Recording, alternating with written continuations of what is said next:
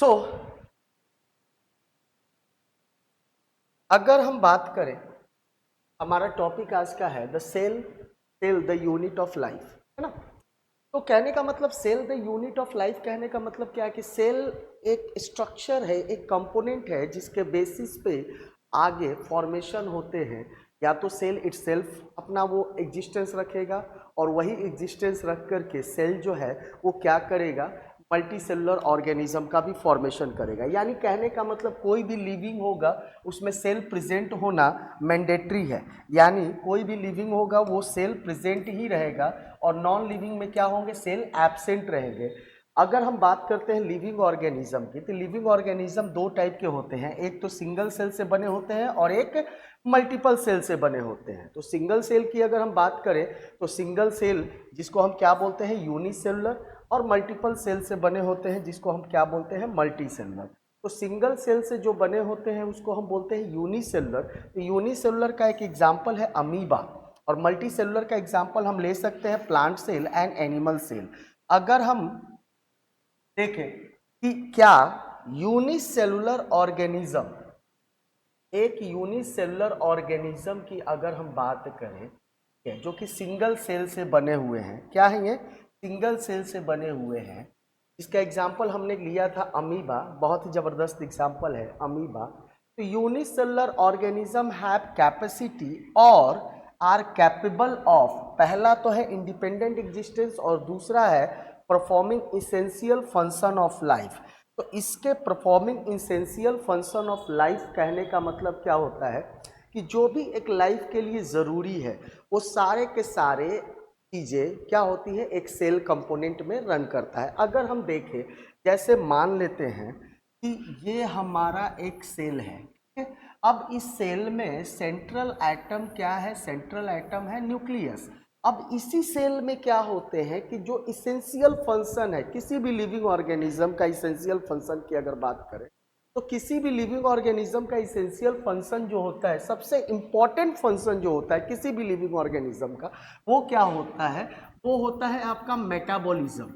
यानी मेटाबॉलिज्म कहने का मतलब क्या होता है कि sum of all the chemical reaction, sum of all the chemical reaction which takes place inside the body, inside the body. तो मेटाबॉलिज्म कहने का मतलब होता है कि जितने भी केमिकल रिएक्शन हो रहे हैं, जितने भी केमिकल रिएक्शन हो रहा है, और केमिकल रिएक्शन की क्या होंगे, या तो होंगे कैटाबॉलिज्म एंड दूसरा होंगे एनाबॉलिज्म। अब अगर हम बात करते हैं कैटाबॉलिज्म की, तो कैटाबॉलिज्म क्या करेगा, कैटाबॉलिज्म ब्रेक डाउन करेगा। कैटाबॉलिज्म क्या करेगा, ब्रेक डाउन करेगा। या किसी, जैसे हम रेस्पिरेशन का एग्जांपल लेते हैं, तो रेस्पिरेशन में क्या होता है, ग्लूकोज जो है, रेस्पिरेशन में क्या होता है कि ग्लूकोज जो है, जैसे हम इसको नेक्स्ट स्लाइड पे हम समझने की कोशिश करते हैं। जैसे अगर हम बात करते हैं मेटाबॉलिज्म की, तो मेटाबॉलिज्म में क्या हो रहा है, sum of all the chemical reaction takes place inside the body। ठीक है। अब जैसे कि इस पे बात करते हैं तो दो टाइप होता है, एक तो होता है कैटाबॉलिज्म एंड दूसरा क्या होता है, एनाबॉलिज्म। हम समझेंगे इस चीजों को। तो कैटाबॉलिज्म जिसको हम क्या बोलते हैं, डिस्ट्रक्टिव रिएक्शन, क्या बोलते हैं, डिस्ट्रक्टिव रिएक्शन। एंड एनाबॉलिज्म हम बोलते हैं कंस्ट्रक्टिव रिएक्शन। अगर हम बात करें डिस्ट्रक्टिव रिएक्शन से, तो कोई भी चीज़ें जब ब्रेक डाउन होती है तो ऑब्वियस बात है उससे क्या होता है, एनर्जी लिबरेट होते हैं। क्या होते हैं, एनर्जी लिबरेट होते हैं। जैसे अगर हम बात करें, जैसे C6H12O6 in the presence of oxygen, enzyme के प्रेजेंस में अगर हम बात करें 6CO2 प्लस 6H2O, ये 38 एटीपी, यानी यहाँ से क्या हो गया, एनर्जी रिलीज हुआ। यही एनर्जी जो है सेल यूटिलाइज करता है डिफरेंट डिफरेंट मेटाबॉलिक एक्टिविटीज के लिए। अब अगर हम बात करें कंस्ट्रक्टिव रिएक्शन का, तो ये प्लांट सेल में एक बहुत अच्छा एग्जाम्पल हो जाएगा, क्या, फोटोसिंथेसिस। क्या हो जाएगा, बहुत अच्छा एग्जाम्पल हो जाएगा फोटोसिंथेसिस। तो अगर हम देखें कि ये जो मेटाबॉलिज्म है, ये मेटाबॉलिज्म कहाँ टेक्स प्लेस कर रहा है, ये टेक्स प्लेस कर रहा है इनसाइड दी सेल। कहाँ टेक्स प्लेस कर रहा है, इनसाइड दी सेल। तो इनसाइड दी सेल अगर टेक्स प्लेस कर रहा है, तो इसमें अगर वो रिएक्शन हो रहा है तो वो एनर्जी भी रिलीज कर रहा है। एनर्जी रिलीज कर रहा है तो और जो बॉडी की एक्टिविटीज है या सेल की एक्टिविटीज है, वो एनर्जी को क्या कर रहा है, यूटिलाइज कर रहा है। तो unicellular organism have capacity for independent existence and performing essential function. इसके बेसिस पे हम क्या बोल सकते हैं कि anything less than a complete structure of cell, anything less than a complete structure of cell does not ensure independent living। अब भाई जब बात हो रही है, सिंपल सी बात है कि less than structure of cell, यानी सेल से बिलो अगर कोई भी स्ट्रक्चर होता है, यानी लिविंग ऑर्गेनिज्म के लिए क्या चाहिए, इंडिपेंडेंट लिविंग के लिए एक कंप्लीट स्ट्रक्चर ऑफ सेल तो चाहिए ही चाहिए। कंप्लीट स्ट्रक्चर ऑफ सेल उसको चाहिए ताकि उसमें वो अपनी कैपेसिटी को इन्हांस कर सके, एनर्जी को वो यूज, एनर्जी को वो क्या कर सके, ब्रेक डाउन करके एनर्जी को रिलीज कर सके, तो ही तो उस एनर्जी से वो अपना क्या करेगा, लिविंग मैकेनिज्म को इंश्योर करेगा। तो इसके बेसिस पे हम क्या कह सकते हैं, इसके बेसिस पे हम कह सकते हैं, क्या कह सकते हैं, hence cell is the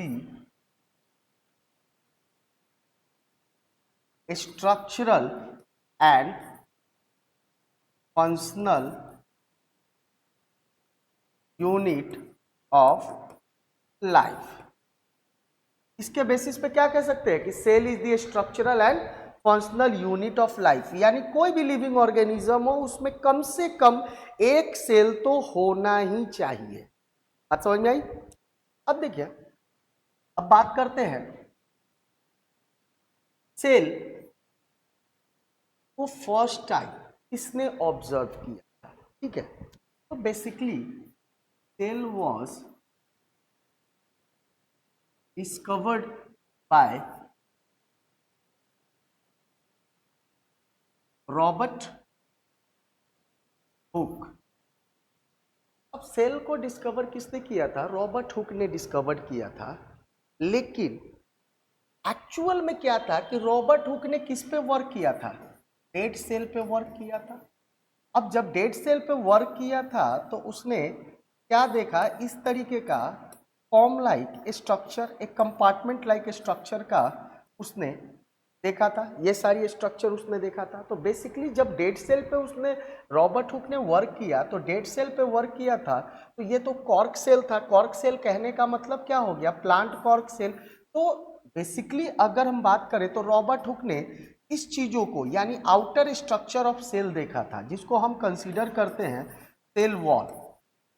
but Robert Hooke ने सेल वॉल देखा था, लेकिन उसको टर्म क्या दिया था, टर्म भी देने वाले साइंटिस्ट का नाम क्या था, टर्म भी देने वाले साइंटिस्ट का नाम रॉबर्ट ही था। यानी term cell was given by Robert Hooke. Robert Hooke ने ही दिया था, ठीक है, रॉबर्ट हुक ने ही दिया था। अब सिंपल सी बात है कि रॉबर्ट हुक ने जब ये टर्म दिया था, और जो कि बेसिकली एनसीईआरटी में भी हमारा लिखा हुआ है कि डेड सेल पे उसने वर्क किया था रॉबर्ट हुक ने, तो एक आउटर स्ट्रक्चर का उन्होंने देखा था और इसका डिस्क्राइब उन्होंने अपना एक बुक उन्होंने लिखा था, जिसमें उन्होंने सेल के बारे में बताया था। उस बुक का नाम था माइक्रोग्राफिया। बुक का नाम था माइक्रोग्राफिया, जहाँ पे उन्होंने सेल के बारे में बहुत बेहतरीन क्या किया था, बहुत बेहतरीन डिस्क्रिप्शन किया था सेल के बारे में, बहुत सारी चीज़ों उन्होंने सेल के बारे में बताया था, ठीक है। अब बात करते हैं रॉबर्ट हुक ने तो डेड सेल पे काम किया था, तो living cell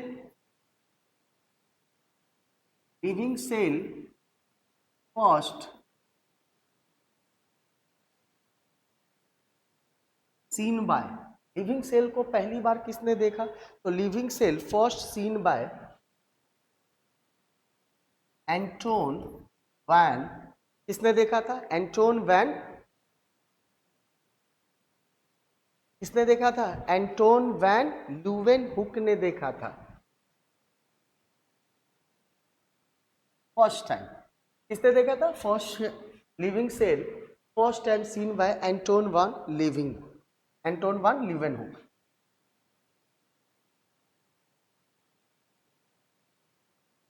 discovery of nucleus की अगर हम बात करें, discovery of nucleus first time ने दिया था रॉबर्ट ब्राउन ने फर्स्ट टाइम क्या किया था? डिस्कवरी ऑफ न्यूक्लियस किया। बट ये सब कब पॉसिबल हुआ? ये सब पॉसिबल कब हुआ? तो ये सब पॉसिबल हुआ आफ्टर दी, जब हम कंप्लीट स्ट्रक्चर ऑफ सेल हम कब देख पाए? After the discovery of microscope. कब हम देख पाए? After the discovery of microscope.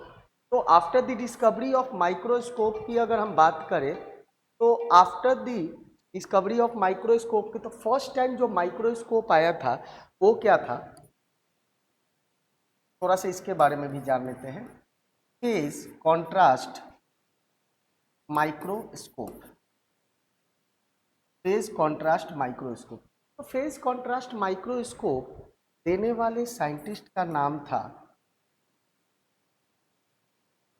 Phase contrast microscope देने वाले साइंटिस्ट का नाम था जर्निके। लेकिन इसके साथ क्या पंगा था? ठीक है, कि ये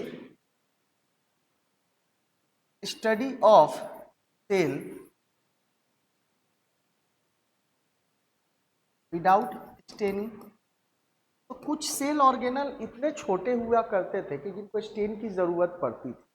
ठीक है, तो इससे भी प्रॉब्लम रिजॉल्व नहीं हो रहा था। तभी नॉल एंड रुस्का ने क्या डिस्कवर किया? Electron microscope. क्या डिस्कवर किया? Electron microscope. ये डिस्कवर करने वाले साइंटिस्ट का नाम था नॉल एंड रुस्का। किसने डिस्कवर किया था? नॉल एंड रुस्का ने। ये हुआ था 1932। अब इलेक्ट्रॉन माइक्रोस्कोप जब से इलेक्ट्रॉन माइक्रोस्कोप आया, तो इलेक्ट्रॉन माइक्रोस्कोप ने सेल का बेसिक प्रॉब्लम को क्या किया? रिजॉल्व किया। बहुत सारे ऐसे सेल ऑर्गेनल थे जो कि बहुत छोटे हुआ करते थे, जिनको हम इजीली वे में विदाउट स्टेनिंग हम नहीं देख पाते थे। तो इसके कारण क्या हुआ? The use of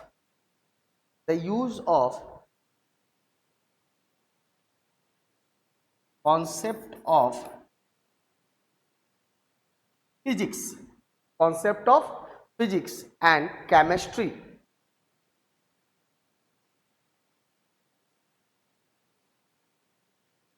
to understand, क्या समझने के लिए? To understand biology,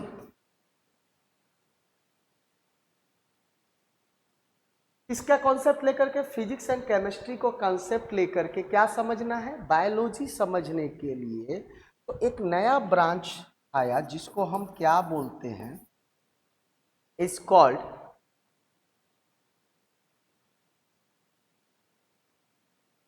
reductionist biology. और ये काफी हेल्पफुल हुआ कि बायोलॉजी के प्रॉब्लम को समझने के लिए हमने कौन सा कॉन्सेप्ट यूज़ किया, फिजिक्स का कॉन्सेप्ट यूज़ किया एज वेल एज केमिस्ट्री का कॉन्सेप्ट यूज़ किया। फिजिक्स कॉन्सेप्ट यूज़ करने में हमारा मेन रोल कौन प्ले किया, माइक्रोस्कोप ने रोल प्ले किया। और केमिस्ट्री का कॉन्सेप्ट समझने, केमिस्ट्री का कौन सा कॉन्सेप्ट लगा, स्टेनिंग केमिकल मेथड हमने यूज़ किया।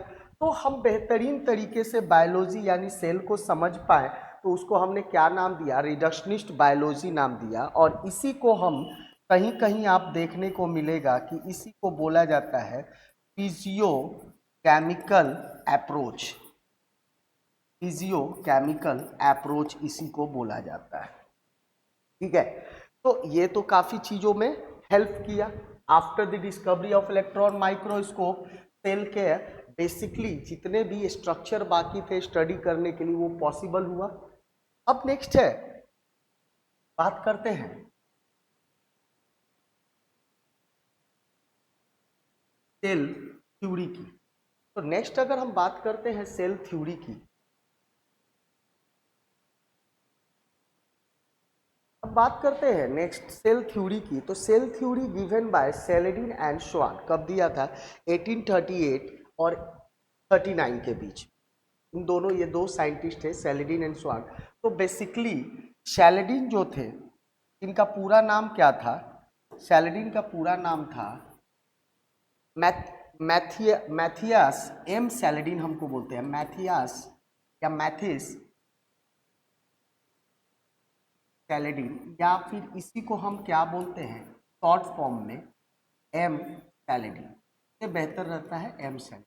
तो बेसिकली एम सेलेडिन क्या थे, तो एम सेलेडिन जो थे वो थे जर्मन बॉटनिस्ट। इन्होंने सिंपल मैकेनिज्म दिया था, इन्होंने ज़्यादा कुछ इधर उधर नहीं बोला। ये बेसिकली बॉटनिस्ट थे, तो इन्होंने किस पे वर्क किया था, तो प्लांट पे वर्क किया था। इनके अनुसार क्या था, इनके अनुसार सिंपल सा लॉजिक था। क्या लॉजिक था कि प्लांट्स आर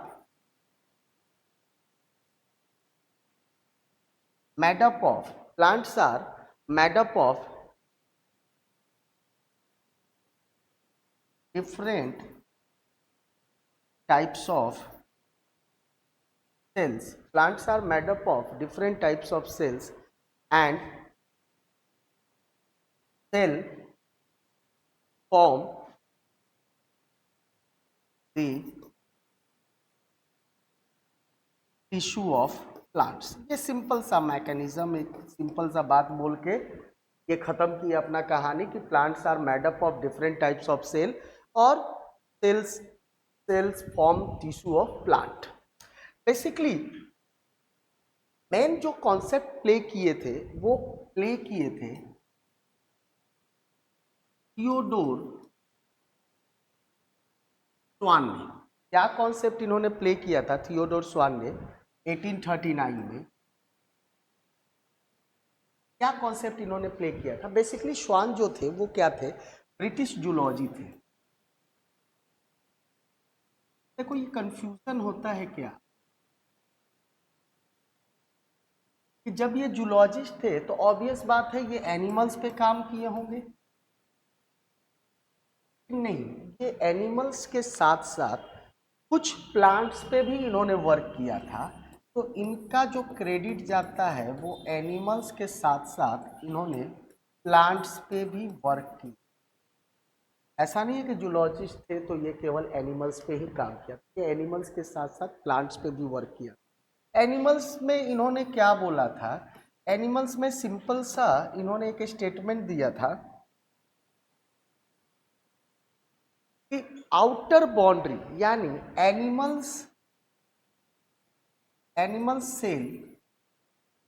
सेल में क्या होते हैं, animal cell have a thin layer in which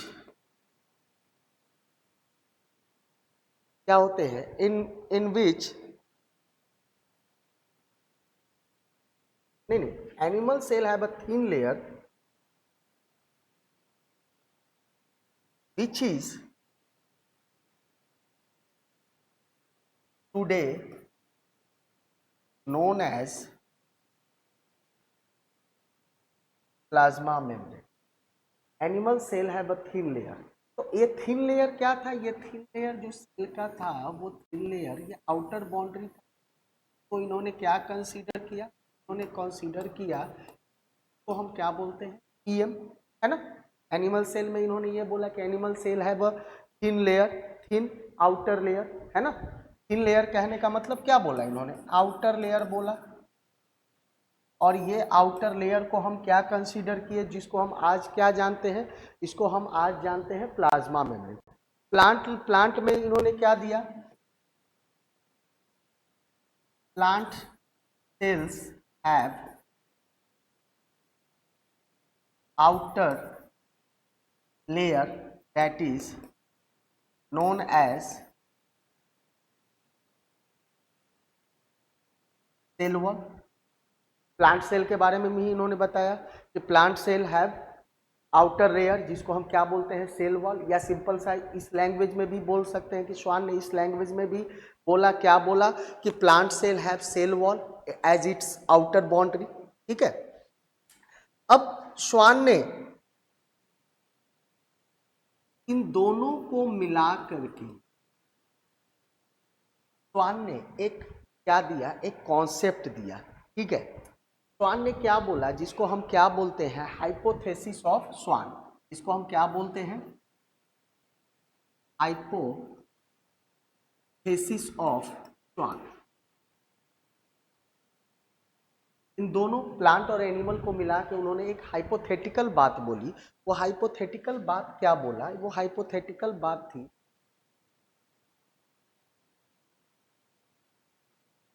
bodies of plant and animals cell, यानी प्लांट और एनिमल सेल के जो बॉडी हैं वो are composed of cell, composed of cell and product of cell. ये हाइपोथेटिकल बात किसने बोला? ये हाइपोथेटिकल बात श्वान ने बोली। Bodies of plant and animal cell are composed of cell. ठीक है। और दूसरी चीज सिंपल सी बात है, body of plant and animal, animal not cell, यहाँ पे सेल लगा।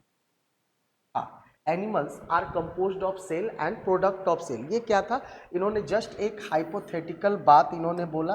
यानी कहने का मतलब कि अगर हम प्लांट और एनिमल्स की बात करें तो बॉडीज ऑफ प्लांट और एनिमल सेल जो है वो किससे बना हुआ है?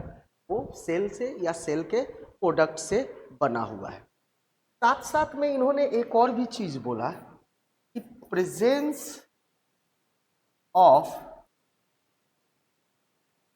cell wall, presence of cell wall is unique character of plant and presence of cell wall is unique character of plant इन्होंने बोला। और इन्होंने क्या बोला? दूसरा चीज, एनिमल लैक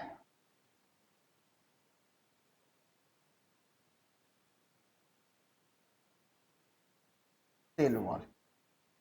ये सब कुछ बातें श्वान ने कहा। ठीक है कि एनिमल जो है उनमें क्या होते हैं कि सेल वॉल नहीं होते हैं। और सेल वॉल किसका यूनिक कैरेक्टर है? प्लांट का यूनिक। अब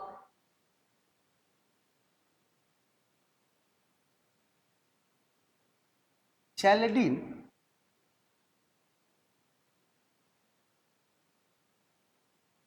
and Schwann together formulated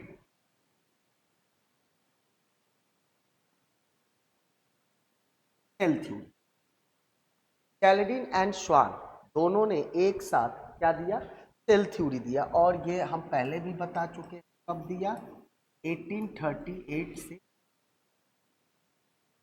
but क्या हुआ? ये सेल थ्योरी फेल्योर हो गई। और फेल्योर किस रीजन के कारण हुआ? तो फेल्योर इस रीजन के कारण हुआ कि सेल्डिन एंड स्वान ने सेल का ओरिजिनेशन नहीं बताया। यानी ये जो सेल थ्योरी इन्होंने दिया वो cell theory did not explain, क्या एक्सप्लेन नहीं किया? Did not explain how new cells are formed.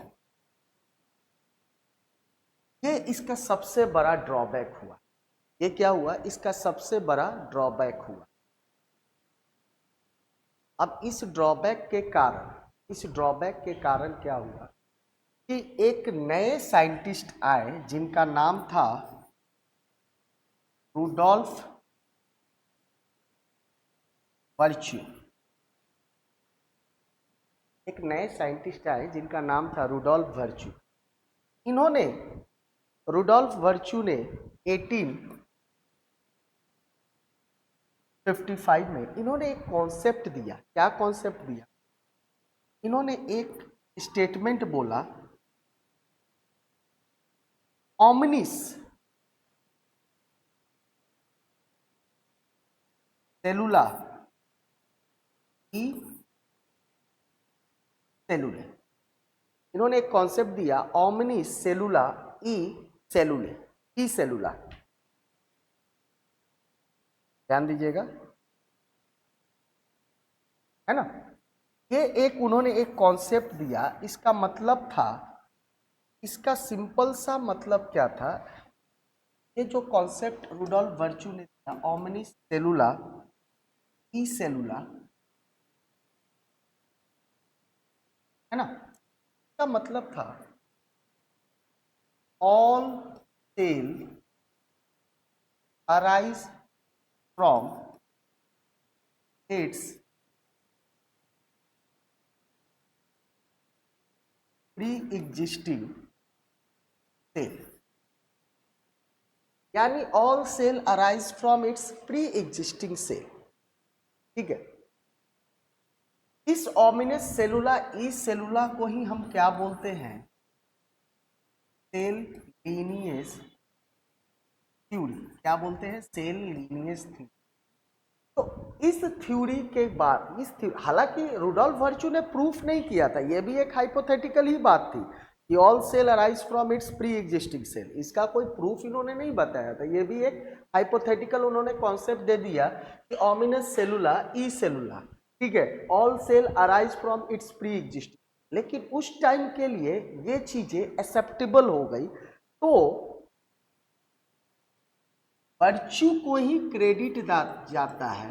Virtue modified the cell theory. Virtue को ही क्रेडिट जाता है सेल थ्योरी के मॉडिफिकेशन के लिए।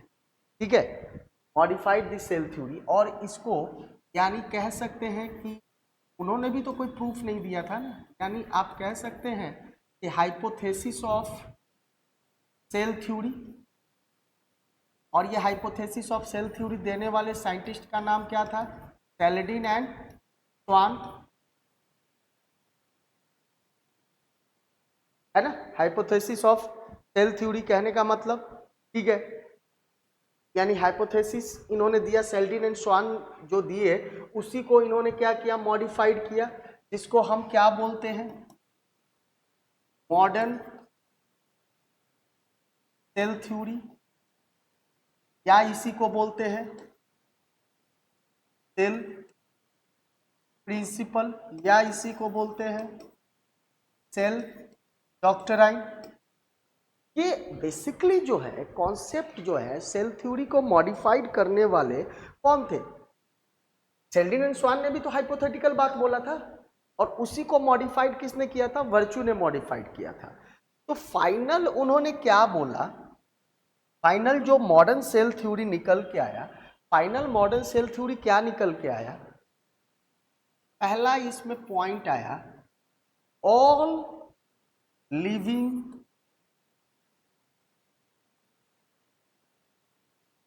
ऑर्गेनिज्म, जितने भी लिविंग ऑर्गेनिज्म है वो क्या है, are composed of cells and product of cell से बने हुए हैं। और दूसरा इन्होंने क्या इंपॉर्टेंट चीज दिया, new cell arise from pre existing cell. और थर्ड पॉइंट क्या था, सेल इज द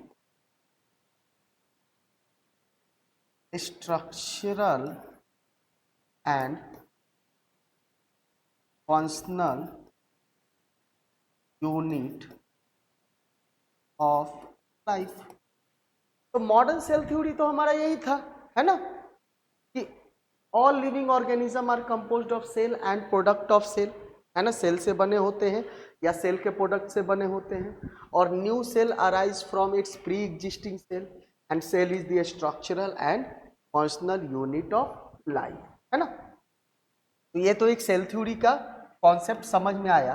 अब इस सेल थ्योरी में, ये सेल थ्योरी में ऑब्जेक्शन भी था, क्योंकि ये सेल थ्योरी कुछ जगह ऐसे थे जहां पे ये अप्लाई नहीं होते थे। उसी को हमने क्या बोला, ऑब्जेक्शन। उसी को हमने क्या बोला, ऑब्जेक्शन ऑफ सेल थ्योरी। यानी सेल थ्योरी सारे सेल में एप्लीकेबल नहीं थे। तो कौन कौन से सेल थ्योरी में एप्लीकेबल, मतलब सेल थ्योरी कहाँ कहाँ एप्लीकेबल नहीं थे। तो पहला तो पॉइंट हम याद रखेंगे, वायरस। क्योंकि वायरस को हम क्या कंसीडर करते हैं कि virus is the boundary between living and non living, है ना, boundary between living and non living. तो वायरस में सबसे बड़ी चीज क्या है कि इसमें लैक ऑफ सेलुलर ऑर्गेनाइजेशन। यानी वायरस में जब सेल ही नहीं है तो वो सेल थ्योरी कहाँ से फॉलो करेगा। तो पहला एक्सेप्शन तो हमारा क्या है, वायरस है। दूसरा एक्सेप्शन हमारा क्या था,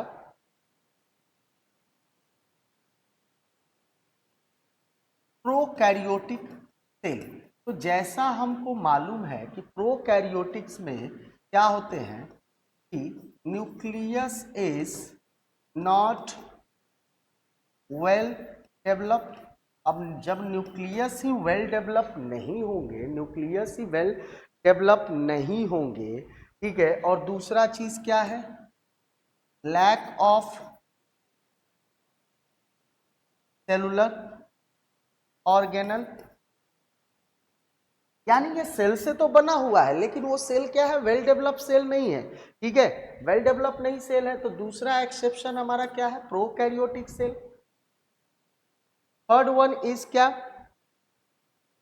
बहुत अच्छा एग्जांपल है सिनोसाइट सेल। अब सिनोसाइट सेल क्या है कि कैरियोकाइनेसिस तो हो रहा है, ठीक है। अब जैसे मान लो ये एक सेल है, ठीक है, अब इसमें कैरियोकाइनेसिस हो रहा है, लेकिन इसमें क्या होते हैं, साइटोकाइनेसिस एब्सेंट होते हैं। कैरियोकाइनेसिस हो रहा है लेकिन साइटोकाइनेसिस एब्सेंट हो रही है, यानी डिवीजन ऑफ न्यूक्लियस तो हो रहे हैं लेकिन क्या हो रहा है कि सेल का इसमें साइटोप्लाज्म का डिवीजन नहीं हो रहा है, यानी ये मल्टी न्यूक्लिएट कंडीशन राइज करेंगे, ठीक है। तो इसका एग्जांपल है इंडोस्पर्म। इसका एग्जांपल क्या है, इंडोस्पर्म, राइजोपस एटसेट्रा। तो ये सारे क्या है, एक तरह से सेल थ्योरी का ये क्या है, एक्सेप्शन है। अब बात करते हैं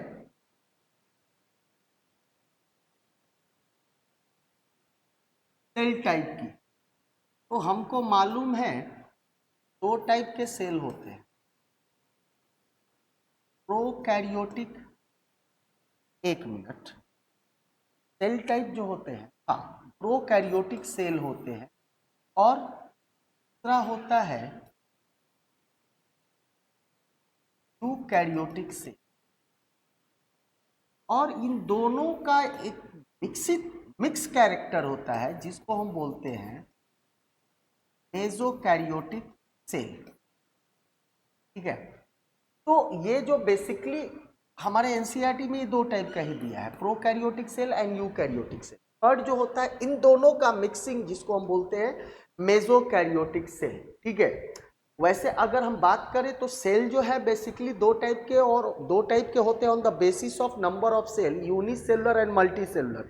यूनिसेलुलर सेल हम किसको बोलते हैं? यूनिसेलुलर सेल हम बोलते हैं जो कि सिंगल सेल से बना होता है, जिसका हमने एग्जाम्पल अभी आपको बताया अमीबा। और मल्टीसेलुलर जो होते हैं वो किससे बने होते हैं? मल्टीपल सेल यानी मेनी सेल से बने होते हैं, जिसका एग्जाम्पल है plant cell and animal cell.